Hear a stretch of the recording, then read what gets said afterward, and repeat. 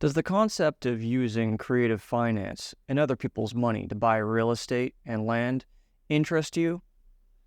Well, this is the episode for you.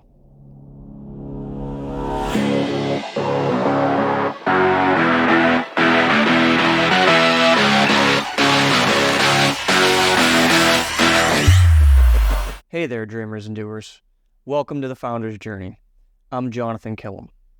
In this episode, I interview Evans Wright. Evans is what we like to call a unicorn agent. Essentially, that means that he understands creative finance and has more tools in his tool bag to be able to help his clients. In today's episode, we talk about Evans' journey and how he picked up 11 doors while he was in the military. Evans talks about how he used creative finance for some of his own personal deals, and also how he helps his clients using creative finance as well. Hey, before we get started, if you would go ahead and just smash the like button for me, hit subscribe and ring the bell, it would mean the world to me. I'm trying to grow this channel, and it helps the algorithm push out my content so more people can see it on the platform. Make sure you hang out to the very end. It's really where we start getting into the juicy details about creative finance. All right, well, without further ado, let's just jump right into it. All right, everybody. So I'm here with my friend Evans Wright. Evans and I met at a real estate meetup, and he's into creative finance and is what we like to call a unicorn agent, actually. And happy to have you on the show here, Evans. Why don't you introduce yourself?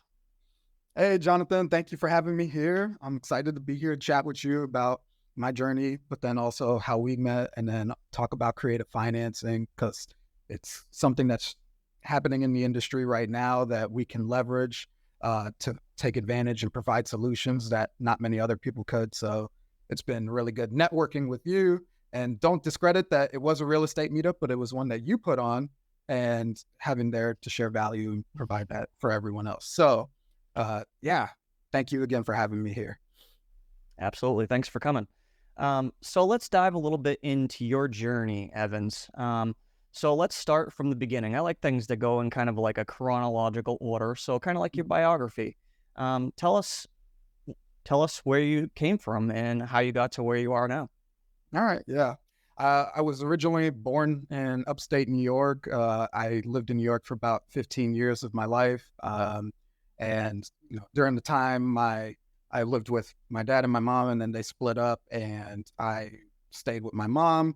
And then at some point during high school, my mom ended up getting sick. It was actually like my freshman year of high school, and I had to move with my dad, who was in the Army.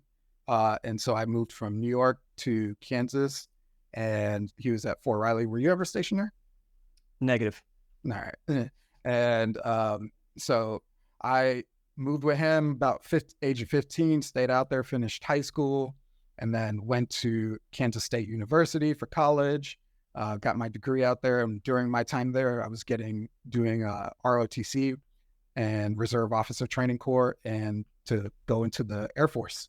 And so after I graduated college, I went into the Air Force back in 2010 as a nuclear missile operator, and did 6 months of training out in California, and then moved to Malmstrom Air Force Base, which is located in Great Falls, Montana. And I was there for about 6 years. While during my time there, I started learning about, I kind of realized, all right, what's life like after the military, and thinking about steps like that, because nuclear missile operations does not really translate well to the civilian world. So what kind of skill sets did I have that I can play upon if I ever left? Because my background for my bachelor's degree was criminology, and I wasn't planning on getting into law enforcement or anything like that. So read a book called Rich Dad, Poor Dad, and that got the wheels turning. Yep. It did what it did. And so I took that time to then learn about real estate, pay off some debts, set some goals for myself, and then kind of in that meantime, start networking with people who were involved in real estate. in Montana and start developing that foundation to what would be now my investing career. And so I took about a year to learn and network. And once I kind of paid off my goal, some of my debts, I had no other excuse. So the next step was to start taking action. And how I took action was I connected with a local realtor who was an investor as well. That was important for me. Kind of mentioned this on other things before. And then also a local lender who was also an investor. So having those connections kind of got me to think in the right way of how do I analyze an asset? Like I knew what was important to me, but and that I started looking for, but then I can like rely on the realtor to help educate me. And here's what an average cap rate to expect for multifamily. Here's what you need to look out for in terms of the property. So that knowledge was critical for me starting my path as an investor. And I tell the story that like once I took action and met with the local realtor and lender, I was under contract for a fourplex in 3 weeks. Wow. Yeah, so that's impressive. Things started happening really quick. But I think as an investor, it's kind of important. Like if you are going to move and actually make things happen, is having a strategy, knowing why you want to do it. Like I grew up poor, and then life was good in the Air Force, making some good money. But I knew that if there was ever time for inevitably leaving, then I needed to make sure that I was set up. So real estate was an answer for that, and it could help change my life and others. And so I made sure to factor that into my decision-making calculus. So at least having those fundamental, like why I'm doing this and what I'm trying to do. Okay, or how I'm trying to do it. I want to buy properties and it needs to be multifamily or whatever. And I'm going to house hack. That's what I am doing to get these properties so I can get in for a low entry cost. Those things were important in identifying in the beginning of the journey. So that had allowed me to kind of just run with it.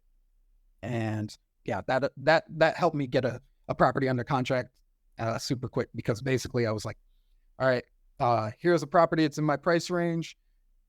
Right now it sits at, like, I believe at the time it was like an 8 or a 9 cap, and that was good. That was above average. So my intent was buy the property, move into it, and fix up the other units while I was there. Also fixing up the unit that I was in, so add some value. And then eventually I would go on and rent those out for higher prices, and then move out of there and repeat the process. So I was kind of buying properties, adding value, and then I would just move and then repeat the same thing where I would go into a duplex now and add value, another fourplex and add value. And I just kept doing that. And then you were in the military as well. So eventually the government's going to PCS you, right? So I had that in the back of my head, is when it is time for me to move, which I moved to Nebraska next, then I had whatever I was going to buy, it was with the intention of, this needs to make sense for me personally, but it all ultimately, the bigger goal is it needs to make sense as an investment property. And so everywhere that I went, that I PCS to, I had that intention in mind, keeping the bigger goal in the back of my mind. And that kind of just allowed me to execute with a more rapid velocity, to where I built up a portfolio of, I believe it was like 11 doors in under 2 years. And that was spread out against multiple properties. And it's nothing amazing, but it was amazing for me. And I was making it happen while working full-time in the military. So built that up for a few years, PCS'd a few more places, bought more properties. I would spread my my portfolio between multifamily and single-family homes. And then eventually, I was about 11 years in to the military, and I said, all right, this is like, I was at the time with my girlfriend, who's now my wife, and we were figuring out where our life was going to end up and deciding where we were going to live together. And we settled on Charlotte, the surrounding area of Charlotte, North Carolina. And so said, all right, I'm getting out, and I'm going to go ahead and pursue real estate investing full time. But at that moment too, I also realized that I had a passion for, like, I've been doing instructing in the military world, but I had passion for helping other people understand how to invest in real estate. So I thought a great way to kind of create that dichotomy was getting my real estate license so that I can help other people build wealth in real estate. So whenever I talk to new clients or people who are interested in learning about real estate, for me, I always preface it with, hey, I'm an investor, but I also help people build wealth in real estate. I just so happen to be a real estate agent. And so it's just kind of having a different mindset of the agent stuff is there. It's nice. I can help you buy a property if you want. If you want, great. But really, I'm focused on connecting people, networking, and helping people build wealth in real estate through those kind of actions that will eventually help them grow the way that I did. So are you trying to open people's eyes just a little bit that might just be looking for a single family home that didn't maybe think of getting into investing at all, and how wealth building works and how it could be within their best interest to maybe get a duplex instead of a single family home? Is that something that you do? I think it falls into a little bit of both, but then also listening and understanding where they are trying to go. Because I always try to ask people, where are you and where are you trying to go? And then once we understand where they're trying to go, then we can kind of work our way backwards from there, start creating that strategy around it. Well, if it's a person who is in their 50s and they want to retire in the next 5 years, then maybe the strategies that I'm helping them think through or answering the hows and the what to do are a little bit different than, all right, I'm a young 25-year-old, still happy working my W-2 and doing this. All right, well, you're not married, or this is the life you're living. Like, you can afford to suffer a little bit. So go buy some multifamily, house hack that, or buy a single family home and house hack, especially in today's environment where interest rates are higher and stuff. So a lot of people come in and they're like, here's what I know, or here's what I think I know. And all I do, just exactly like what you said, is I try to open their eyes up, their aperture, expand their aperture, so they can see that if you know where you are going, then real estate is a way to help you get there. And here is how I can help plug in those gaps and everything like that. So were you able to use your VA loan on these initial properties that you bought? Great question. So I always looked at the VA loan like an ace in the hole. And so I did use it, but it wasn't until my third property that I purchased, which was a fourplex, that I used it. So my first property was acquired with FHA. That allowed me to get into a fourplex for 3.5% down. And then at the time, like the other property I got was a duplex, and I used conventional.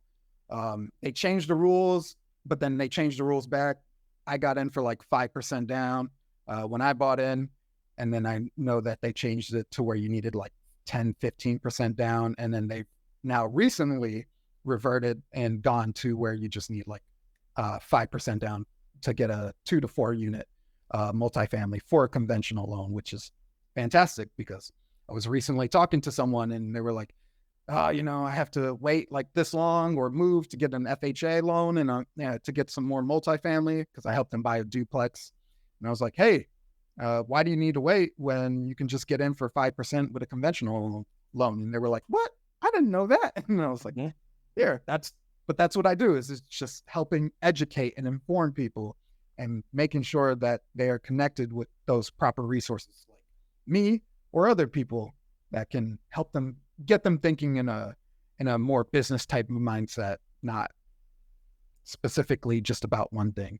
So when you have all these kind of pieces of the puzzle falling together, you can paint that picture, get it in, and then now your life just starts looking a lot different.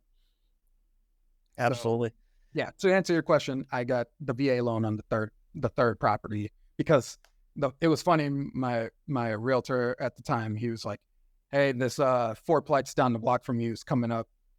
It's off market right now. Are you interested in it? I'm like, no, I don't have any money, because I don't have much money, because I had money, but not a lot. because I was spending my time renovating the current property I was in.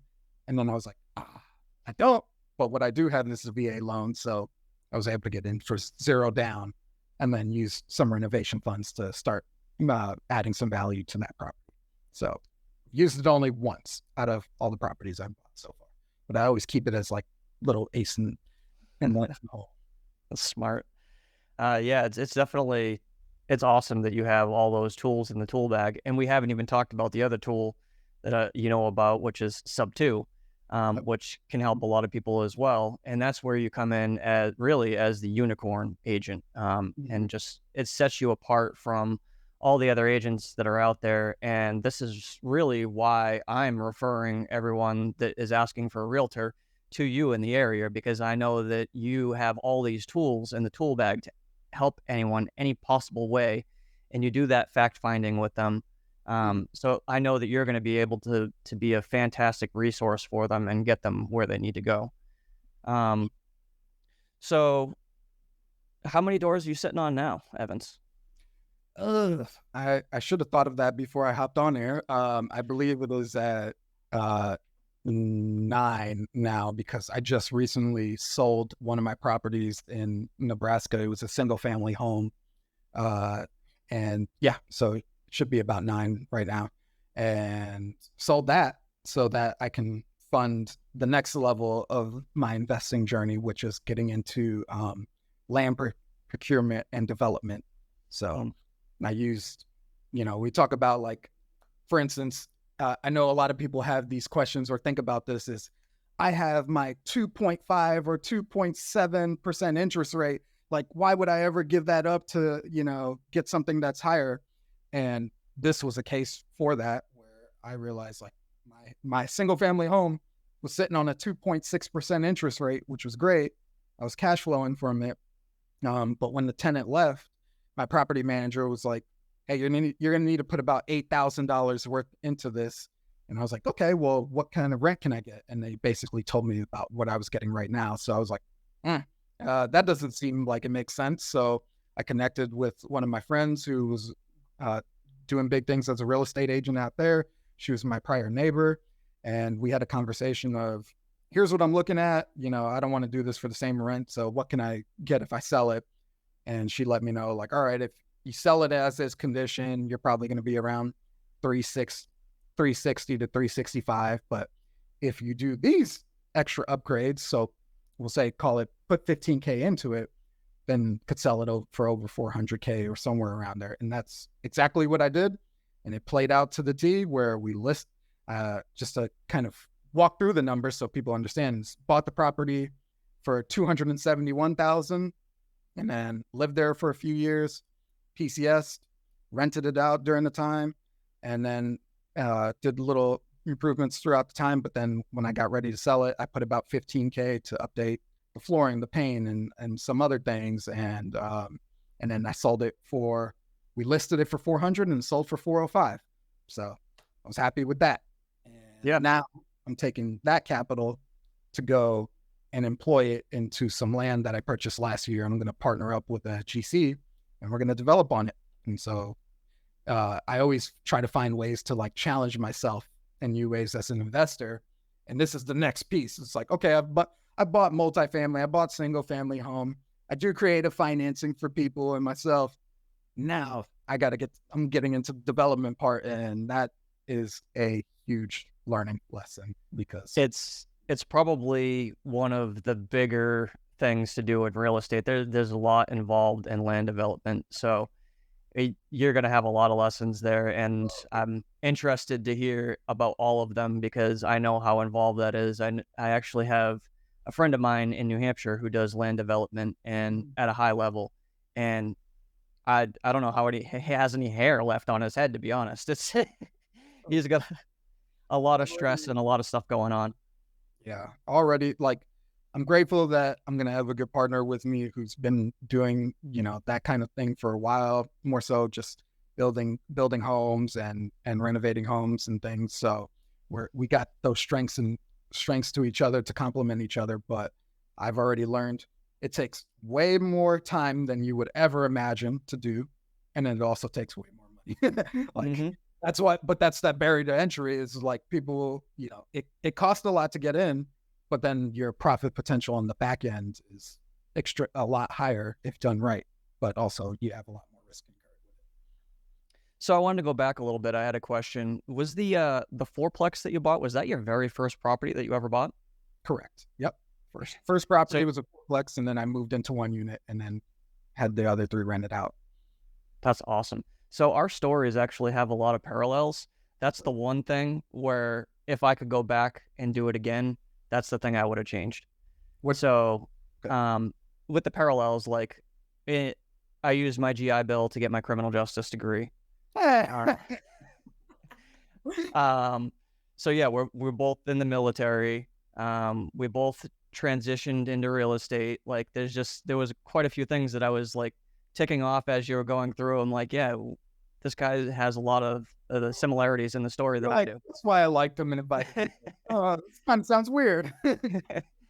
So yeah, but that's where I messed up, is like I hadn't, learned enough about real estate when it came time for me to buy, and I wanted like my peace. I wanted to be away, and even though I was young, like I didn't know better. So it was not knowing what I didn't know. And then after the fact, I read Robert Kiyosaki's book, Rich Dad, Poor Dad, which is like the life changer for everyone who's in this space, it seems. They've read that book and then like something just clicks.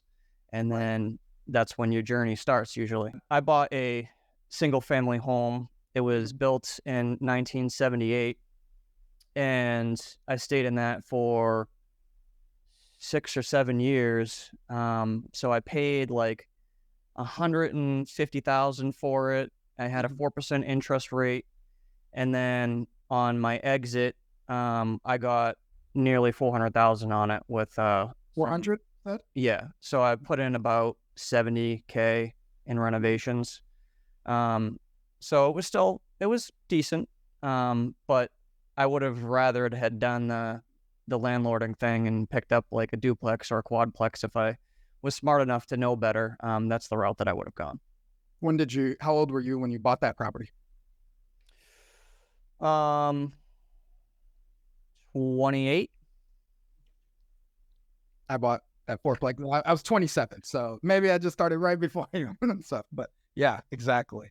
And so, but the more important thing is you did something, right? Like that's something that you could speak for that I'm sure a lot of other people in the military who were at probably around the same time and age as you were not doing. There's the idea of being comfortable in your situation or just thinking a little bit of a one-track mindset. Like, no, you at least got out of the box, you made it happen, and look where you're at today and stuff. You got the fancy lights going on in the background. You picked up some Subject 2 deals and you're doing it. So, and then also all the other businesses that you're now suffering with your taxes on because it's such a pain in the ass to tax. And finding a good CPA has been such a pain. The past 3 years have been miserable with CPAs and just the lack of communication and the lack of filing things when they're supposed to. And if you've got a recommendation, I'd be happy to hear it afterwards, because it's been miserable. I'm changing mine for next year. We're using him this year, but he did invest in real estate, so that helped out a lot. But yeah, there were certain things that I was just like, all right, I need someone who can do more tax strategy in there as well. And so we'll probably be looking to shift over, but we can still check.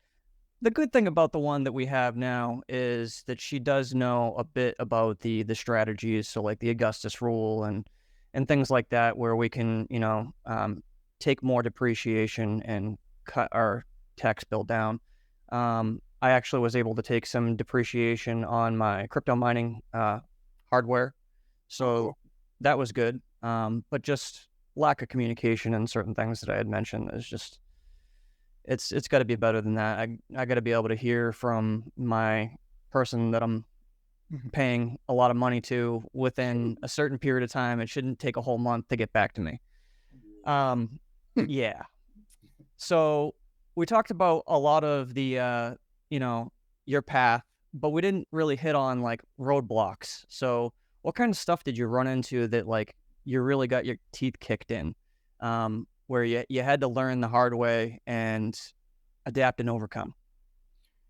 Well, the biggest thing was challenges that I faced in the military, which kind of actually led me to start more thinking about how to, what my life looked like outside of the military. Faced some big issues back in like 2014, and that was like a gut wrench, because it was like, oh man, I was so passionate about the military, and I thought this was the way, and then realized like, hey, nothing is ever guaranteed. So I didn't even get out for another 8 years after all that, but it did get those. That was the kind of like hit to that. And then the final like nail in the coffin for the military was I was getting ready to deploy, and then I told them like, hey, here's what had happened, back 8 years ago, 7 years ago. And then literally 2 weeks before deploying, they said, all right, well, guess what? You're not going to deploy anymore. And I was like, what? Why not? And they were just like, we're not deploying you. And so after that, I was like, all right, like I can't keep doing this song and dance of having this loom over my head, this challenge, and then still wanting to serve, but then kind of be kept at bay. So I definitely was like, all right, it's time for me to get out and move into investing full time. And then out of that, the next hurdle is then starting off in a fresh new market, Charlotte, like brand new. Like I had my investing experience to fall back on, and I know that's helped me out a lot, especially with building rapport and trust foundations with people I work with. Is they get to know, all right, you actually do this, so the advice you're giving is pretty sound because you're actually doing it, not just talking about it. But there was still a challenge to now come into a market that's performing really well. It's challenging in its own ways because supply and demand, and then still be able to try to find value and provide value to people when there's so many other people kind of doing what you do, which is why I always try to tell people how I differentiate. And one of those things is because of creative finance. Like the hurdle right now is interest rates and supply create a challenging environment for any investor to find, including myself, to find deals. So how can I be a solution to their problems and mine? All right, enter creative finance as a potential solution. I'm not saying it is the solution all the time, but it is something always to keep in the back of your mind. Like here's something you can leverage potentially to help solve a problem. You just got to be a little creative and think about it, because in the real estate industry, not everything is just a one track. Here's how it's done. That's what most of the people are used to, and I like to kind of just like operate outside of those boundaries, which is why in investing I try different things. So I do not just single family or not just multifamily. I try to get a breadth of everything so I can figure out A, what I don't like, and then B, what I do enjoy, but then also be able to help advise people. So those were kind of the big hurdles is military life, then transitioning to a new market, then starting a business in a brand new market, and then today's environment where interest rates and prices create challenges for everyone. So it makes it tough, but if you adapt and pivot, and then you'll be okay. So yeah. And then I think the next challenge is going to be all the NAR settlement, realtor issues that are coming up out of that. So that's why I'm thankful, because I've invested that. It's like, all right, I can shift in any way I need to and not just rely on one source of income, i.e. like the agency stuff. I have all these other things going on. So 2 parallels that I saw again. At the beginning of my military journey, I thought, I'm going to do this for the full 20. I'm staying on. I'm not going anywhere. I love this thing. And then after I had put in 6 years, that changed towards the end of it. And I'm not going to go into that story right now. It's for another day. But the other thing that I noticed is, so with creative finance, I'm also a licensed agent. I have my license in New Hampshire, but I'm just using it for referrals right now and tax purposes. So I'm a licensed investor is what Pace Morby would call it. So one of my first potential clients, leads, whatever you want to call her, she was in a low to no equity situation. And if I would have had this tool in my tool bag, I could have helped her, but I didn't know. Thankfully, I knew enough to advise her against listing her home so she didn't take a loss. But if I would have known a little bit about creative finance, I could have suggested to her a subject to deal where she really wanted an exit. And she ended up just kind of biting the bullet and staying in the house anyway. She's actually still there today.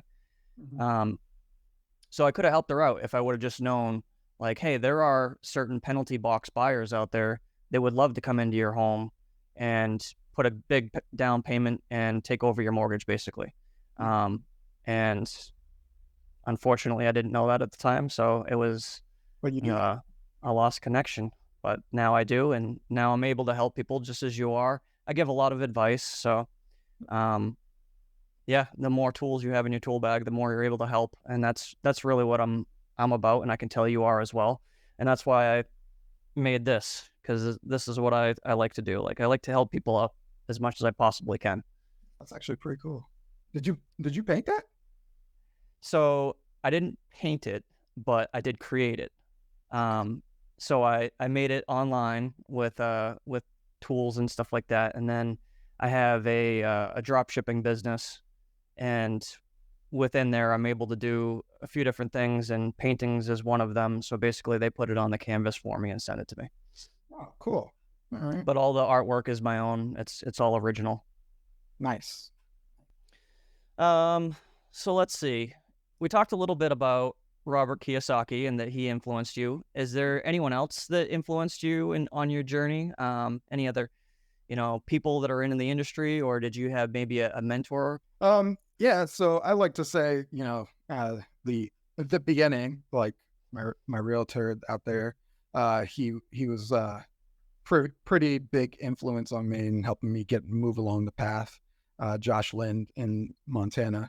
And so that was helpful. But then also I was, connected with a bunch of other like-minded individuals in the military who would also meant there were a couple people in my career fields who were investing, and I either tried to network with them or learn from what they were doing and then improve upon and do those kind of things. And right now, mostly I am tied into a lot of the communities, especially like here in Charlotte, and just trying to network and learn from people who are, especially more so on the creative side, people who are doing it, because I'm doing it as well, but I'm trying to do it even more so. So like there's a guy here, Ed Pugh. He's fantastic. He's been a great resource and provides a lot of value in the community. So shout out to Ed.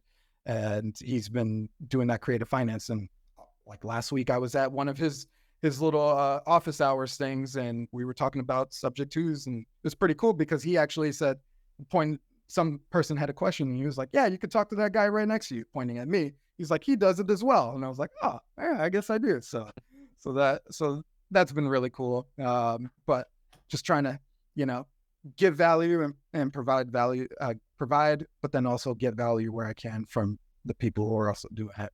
Because it's a fantastic tool, especially in today's environment. Mm-hmm. And you reap what you sow. So the more you help people, the more people will help you, and the more will just keep coming back to you. Yeah. So we had touched on Kiyosaki's book. Are there any other books that were influential for you? There definitely are, because I listened to so many. On the agent side, there's a book called Ninja Selling. It's a fantastic book. Just gets you thinking in a different mindset of trying to listen and help people. And then one of the ones that I've already listened to like 3 times is Pitch Anything by Oren Klaff, because I know that real estate, whether you want to believe it or not, is more so psychological than it is about like everyone's focused on numbers, but when you understand the psychological impact to people and leveraging that, you can be very effective in negotiating and providing value and stuff. And that's kind of one of the things that I always try to implement is like, all right, buyer or whoever I'm helping out, like understand that there's two sides to this story. So if I can get you to understand the other side and then get you thinking about what they're thinking, then we can be, thinking about that kind of stuff and get ahead of it, or you can pivot correctly in the face of any challenge or objections that may come up, but also be understanding and know that it needs to be a win-win scenario. So it helps them understand the psychology. Like I try to do a good job of explaining to clients, like, here's what they are potentially thinking. If you know what they're thinking, then you can rapidly react to that kind of stuff. And then also helping them understand what they're thinking and how that's going to be communicated as well. So I think a big reason is like how I am so effective is because it's taking a lot of the psychological, how the brain processes, receives the information, processes it, and then also then tries to make sense of it. And once you can kind of break down and realize those kind of things, you can be very, very effective, especially once again, gleaning back to like the creative financing thing, because I think a lot of that ties into listening and hearing people's problems or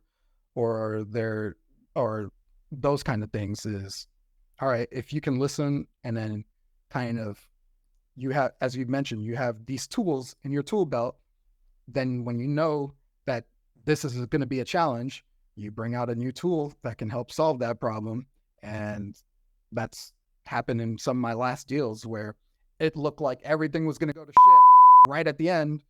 And we came back and leveraged because we were doing a normal type of transaction with the bank. And it's like, hold up, here's this creative financing, seller financing option. Here's how it can solve this problem right now. Are you interested? And it ended up turning out. And I know we'll probably talk about some failures and successes in creative financing in the next few questions. So I won't dive into it right now, but yeah. No, it's perfect. Let it go wherever you want it to, brother. So yeah, especially the psychological thing, especially with somebody's personal residence, like it gets real emotional real quick. That's like, their baby, that's where they lived for the last 6 to 20 years or whatever have you. And people get crazy. And even outside of the residential world, it's big numbers we're talking about. So it's somebody's biggest investment typically. And if things aren't going exactly the way they had planned in their mind, a lot of times they lose it. So you're like a psychologist being a real estate agent. You've got to kind of talk them through it, expectations, and talk them down when they're kind of losing their mind a little bit. So that's definitely a good book that you read there, brother. Yeah. Well, but a good part of that is just like, if you can do a lot of that work on the front end and prepare them for this, like, all right, here's how we expect things to go, but also, here's the left side and the right side of that or whatever. Here's the extreme end. Here's the not so. Here's our best case outcome. Now that you understand those things, we can react accordingly. That really helps too. I had a deal where like there was a issue with the air conditioning, and like prior to going in, we discussed like, worst case, this doesn't work. Here's how it could play out, and also they don't have to do anything, and you can either proceed with the deal knowing it's going to be an issue, or try to get some money, or just back out, and now you have nothing. Talking through those kind of stuff in the beginning, or when we knew that it was going to be an issue, really helped things kind of smooth through and get through it quickly. Negotiate. Yeah. So was that deal that you were just talking about, did you suggest like a Morby method, or what was that about? Let's dive into that.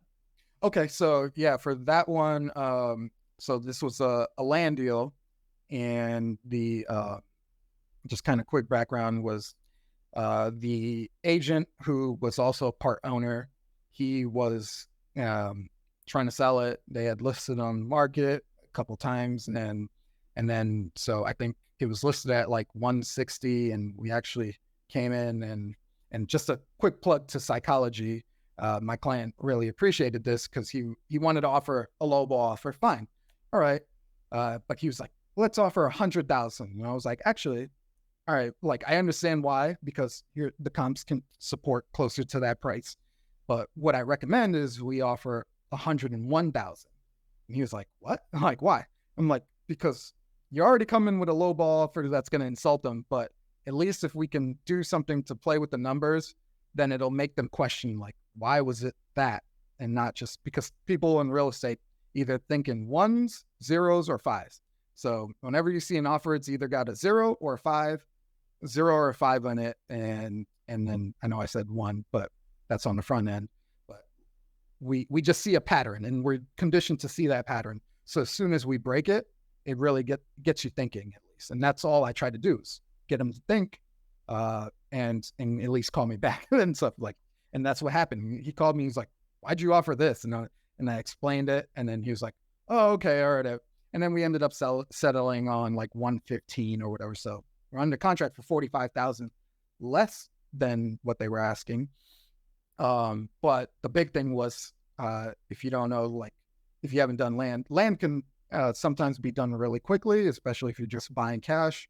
But if you're involving like construction on the land or just financing, things can take a lot longer.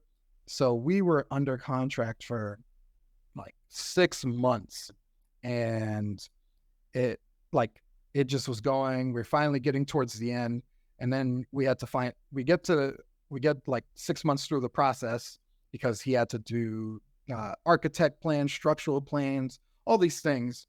So I get those things cause delays or whatever, because it takes some time. But we get towards the end, and then the lender's coming to us saying, "Oh yeah, by the way, the buyer needs an extra 100K in reserves based on the build that they're trying to do. So unless they can get those reserves somewhere, like we can't close." And I'm like, why are we now identifying this like 3 days before closing? Like we should have been way ahead of this. Like why were we not talking about this before? And you wait till now to bring that up as a problem or whatever. So that was the challenge, right? And meanwhile, the seller was like, "Hey, are we going to close? Are we going to close?" I'm like, "Yeah, we're going to close. We're going to close." And then I found out, no, we can't close unless he comes up with all this extra money.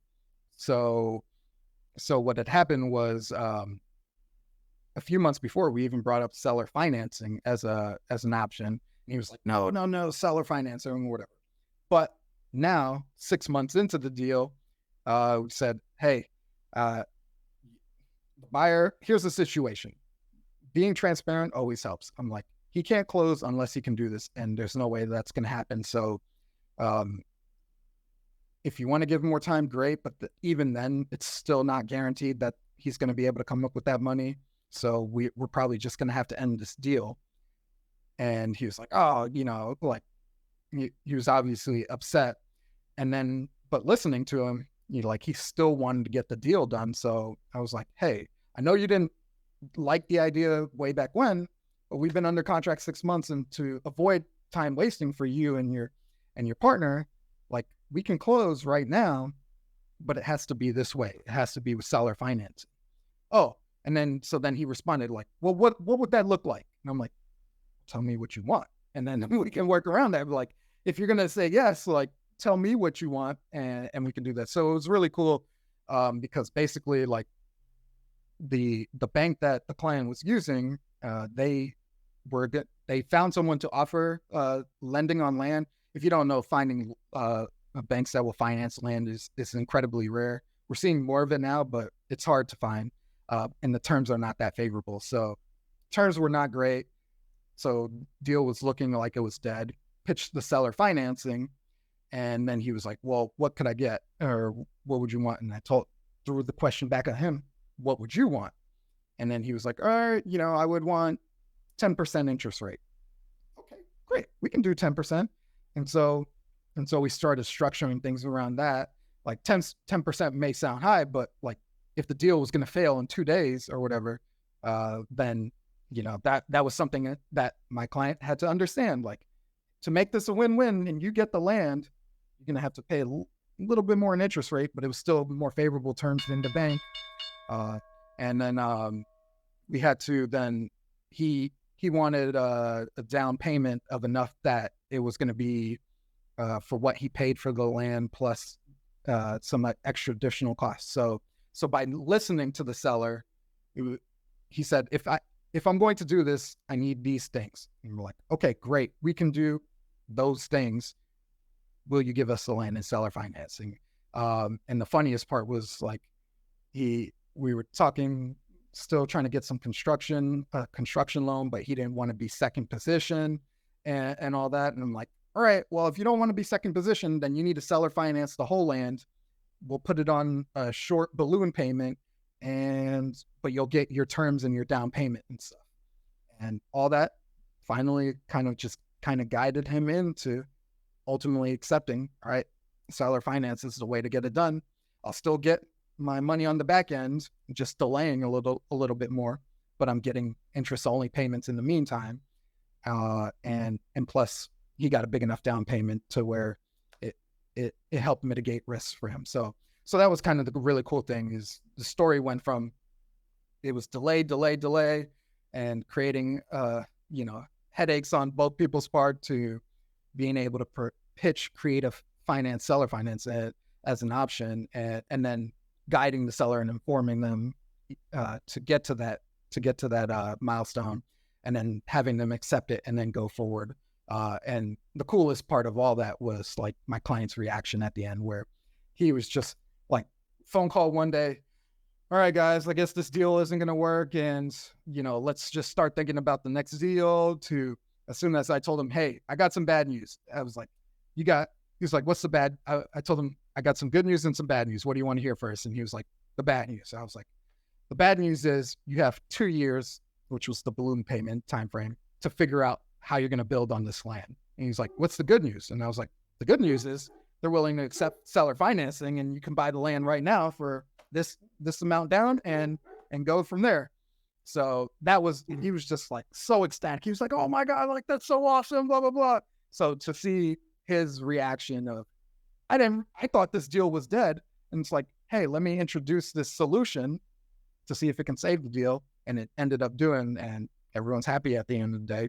And now he gets to go build a freaking triplex on there where it's like 800, 900,000 and stuff. So it'll pan out really well for him.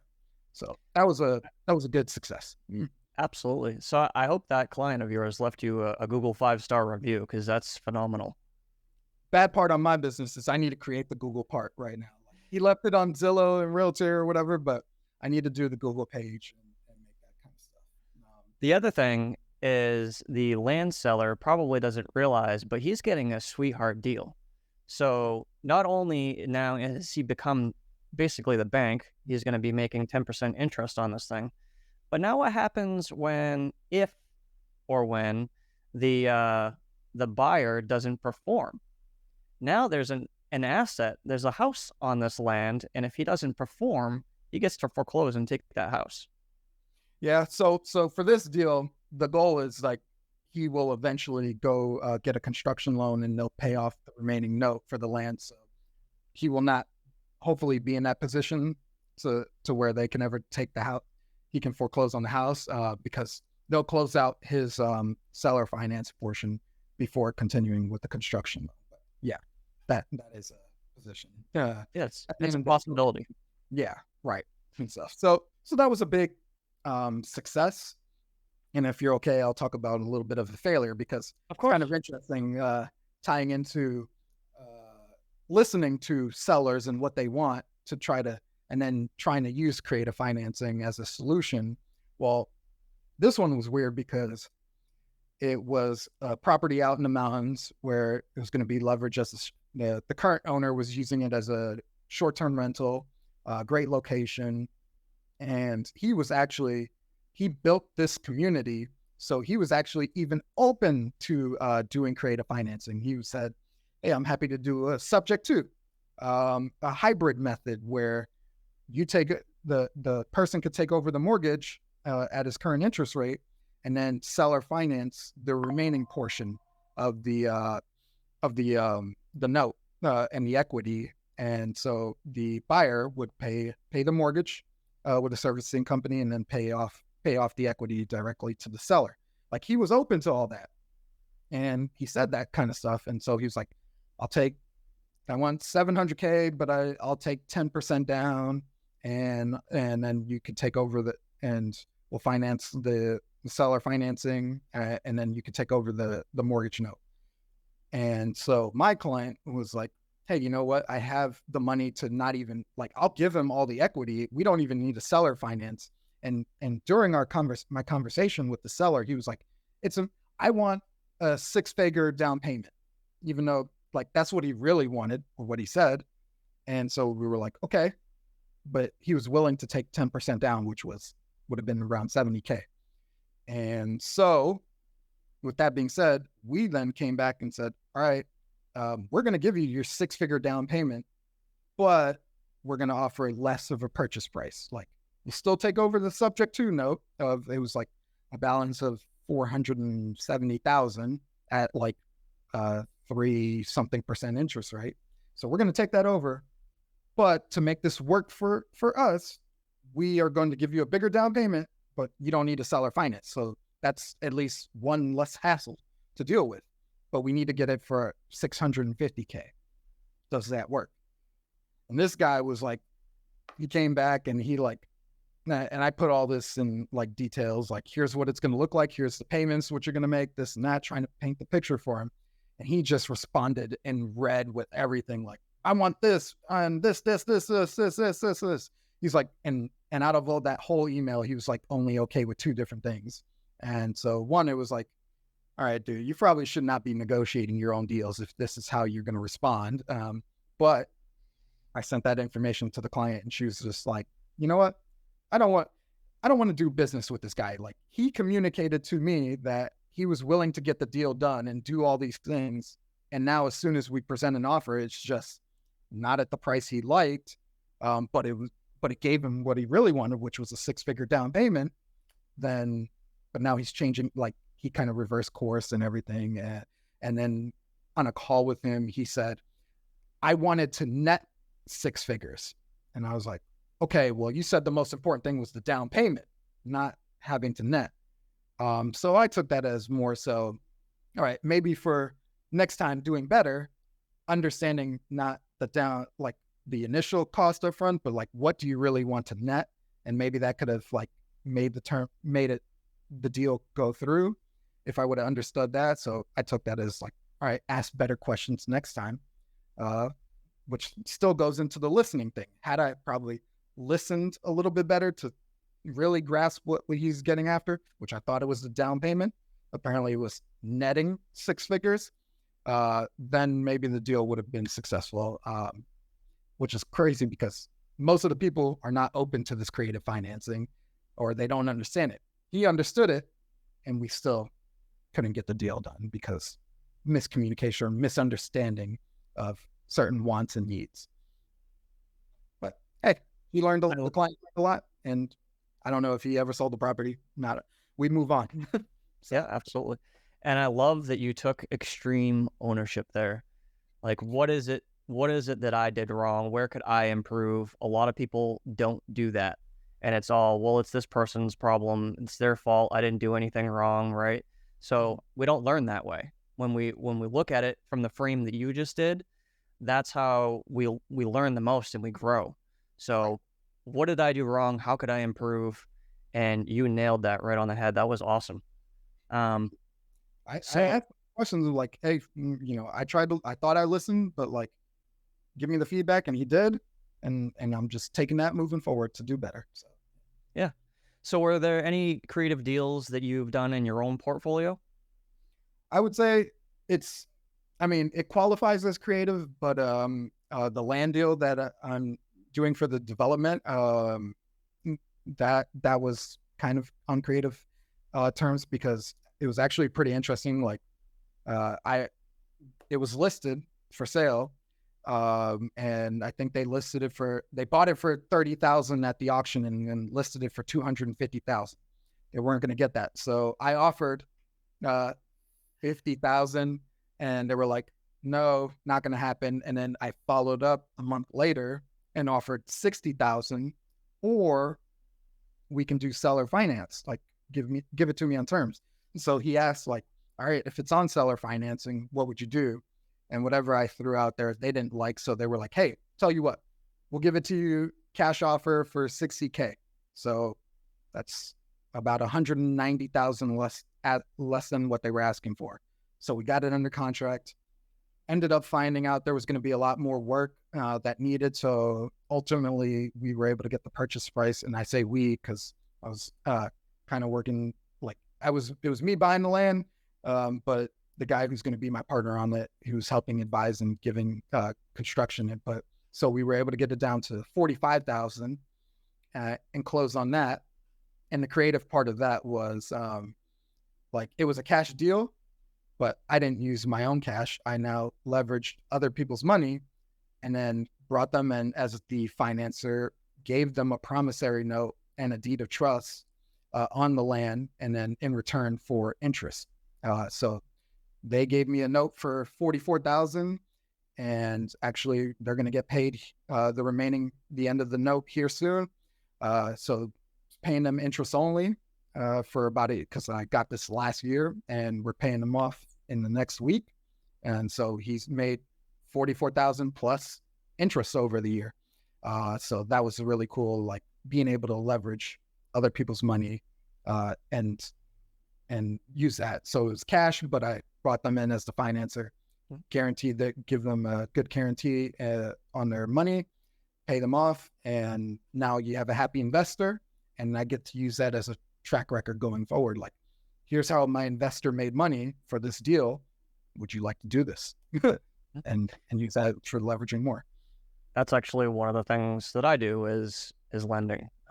So hard money lending, gap funding, private money lending, connecting people with other people.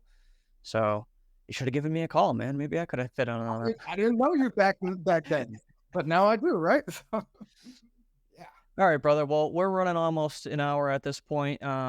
At the end of the show, I just like to always ask, like, where can people find out more about you, and how do they connect with you if they want to do business with you? Perfect. Yeah. I'm on Instagram. I try to post more or whatever, just tell people about like the deals I'm doing or how I'm helping people out there. It's Instagram. It's evans.r.wright. And if not, you can feel free to send me an email, evanswrealtor@gmail.com, or even shoot me a text or call me. My number is 785-375-8330. Sure, I'll get a lot of spam calls out of that, but that's okay. Like, reach out to me. I'll respond, and we'll connect, and we'll make it happen. No drunk dials. So, yeah. All right, brother. Well, it's been a pleasure. All that information that you gave, I'm going to make sure it goes down into the description so that that's all there for everybody. I appreciate you coming on, and we'll be in touch again soon. Heck yeah. Thank you for having me, John. All right, my friends. Thanks for watching this episode of The Founder's Journey. If you're in the Charlotte, North Carolina area, and you're looking for a rock star real estate agent that understands creative finance, definitely link up with Evans. All his information can be found in the description below. And if you'll end up using his services, please let him know that you found him through this video. The concepts of creative finance are vast, and I intend to go over them in much greater detail in future episodes. Also, I'm thinking about starting an additional series with more of just a one-on-one you and I. Please, I'd love to hear what you thought about this episode in the comments below. Also, if there's a topic that you would like to hear about in the future, tell me about it. Add that to the comments as well. If you haven't done so already, go ahead and smash the like button, hit subscribe, and ring the bell so you get notified when I have new content that comes out. And hey, if you don't like my content, always feel free to hit the dislike button twice. All right, guys. Thanks again for watching. I'll see you on the next leg of the journey.